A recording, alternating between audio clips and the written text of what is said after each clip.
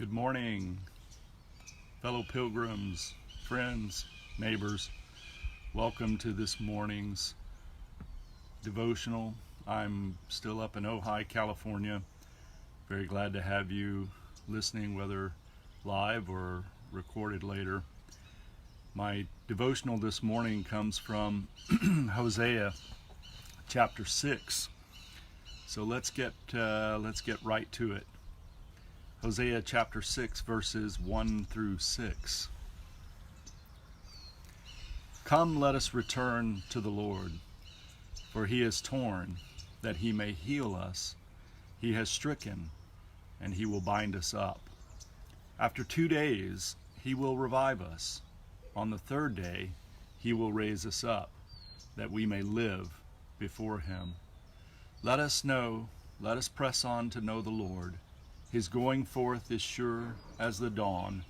He will come to us as the showers, as the spring rains that water the earth. What shall I do with you, O Ephraim? What shall I do with you, O Judah? Your love is like a morning cloud, like the dew that goes early away. Therefore I have hewn them by the prophets, I have slain them by the words of my mouth, and my judgment goes forth as the light. For I desire steadfast love, and not sacrifice, the knowledge of God, rather than burnt offerings. This is one of the many passages in the Old Testament that record the failure and return of God's people. It is a familiar story. We do something wrong or make bad choices, suffer the consequences, and then go crawling back to God for aid and comfort and restoration. And God is there to restore us. But there's something in this passage that we find in other passages like this one that we don't like to think about. Where do those painful consequences come from? The ancient Hebrews were pretty clear about where they thought these painful consequences come from. The author of Hosea says, "He has torn us." The pain comes from God. This is a difficult pill to swallow for those of us that believe that God is love. Why would God give us pain if God is love? Why would things like viruses happen if God really loves us? I think we struggle to grasp something that was quite clear to the ancient Hebrews. Pain, suffering, and death are conditions of life, and God created life. If we are to love God, we are to love God's creation. We are to love life. And this means loving life as it is, with its pain, with its suffering, and with its death.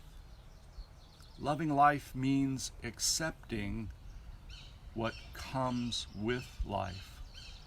This is the sense in which pain comes from God. God does not rejoice to see us suffer.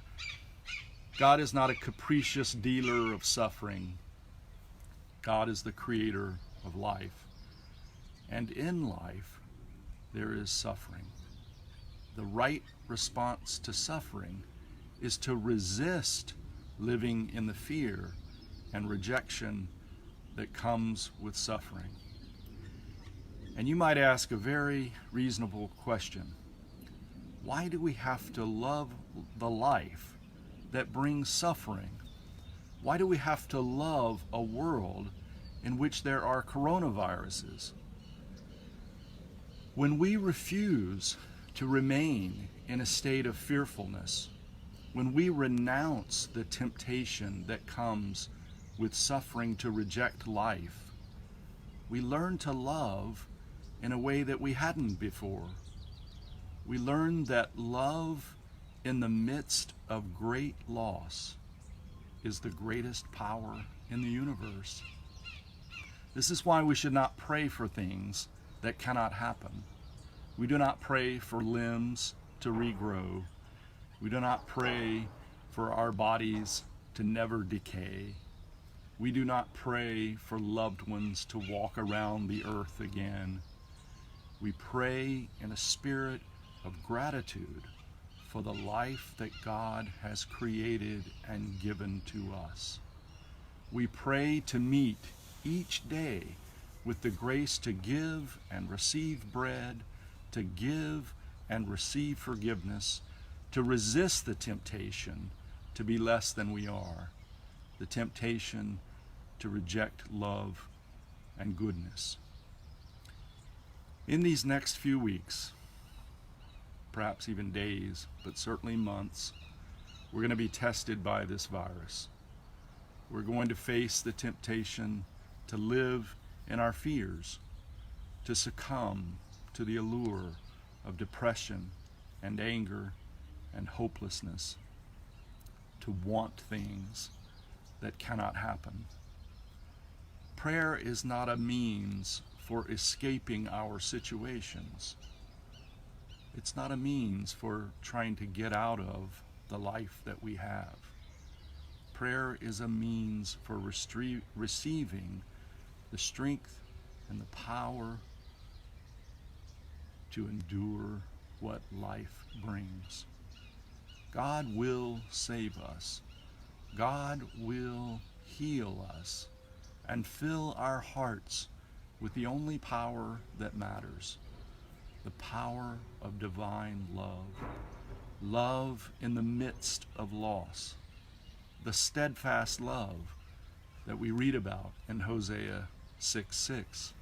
For I desire steadfast love and not sacrifice, the knowledge of God rather than burnt offerings. And now I close with this prayer from St. Columba, the 6th century Irish saint, credited with the spread of Christianity to Scotland. Columba might have written this prayer for you.